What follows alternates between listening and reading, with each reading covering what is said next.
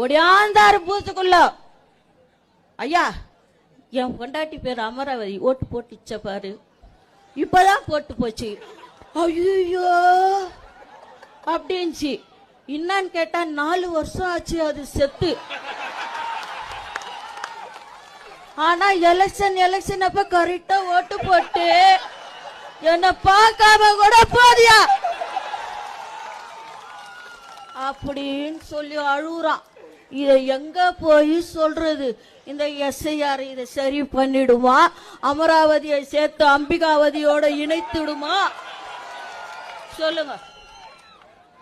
இந்த 75 வருஷம் பவள விழா, கடமை, கண்ணியம், கட்டுப்பாடு, தமிழினம், மக்களினம், சமுதாயம், தமிழ் மொழி,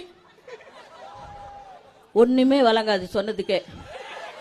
எத்தனை டாபிக் சொன்னாங்களோ அது அவங்களுக்கே வழங்காது. எல்லாம் சொல்லி வருவாங்க. சொல்லிட்டு உடன்பிறப்பே எழுந்து வா, எழுந்து உடன்பிறப்பு வருவான், உழைப்பான், ஓட்டு போடுவான், எல்லா தில்லாலங்கடி வேலையும் செய்வான். ஆனா பொழிக்கிறது கோபாலபுர குடும்பம். அந்த உடன்பிறப்பு அதை புரிஞ்சுக்கணும்ல, ஏன் புரிஞ்சுக்க மாட்டேது? அதுதான் எனக்கு வேதனையா இருக்குது. இந்த அப்பா இருக்கிறாரு, அப்பா சொன்ன கூட தப்புன்னு சொல்லுவாரோ? அப்பா ஒன்னும் தப்பான வார்த்தை இல்லையே. இல்ல அப்பா, அப்பா எங்க அண்ணன் சொல்றதை கொஞ்சம் கேளுங்கப்பா. அப்பா எங்க அண்ணன் சொல்றதை கேளுங்கப்பா. நீங்க கரெக்டா இருந்தீங்கன்னா எங்க அண்ணன் ஏன்பா வர போறாரு?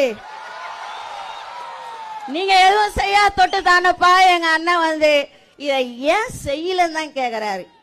உங்களை தப்பா ஒன்னும் கேட்கல, ஏன் செய்யல, இதை செய்யுங்க. நீங்க உங்க வேலையை செஞ்சா நாங்க எங்க வேலையை பாதுன்னு போயின்னே இருப்போம். செய்யா தொட்டு கேக்குறாரு. அதை ஏன் நீங்க தப்பாவே புரிஞ்சுக்கிறீங்க? எஸ்ஆர் மட்டும் அப்படியே ஜுடு ஜுடு ஜுடு ஜுடு அப்படியே சூடு கண்டு போன மாதிரி ஓடி போய் நிக்கிறீங்க. இதெல்லாம் ஏன் உங்களுக்கு புரியல? புரிஞ்சுதானே ஆகணும்.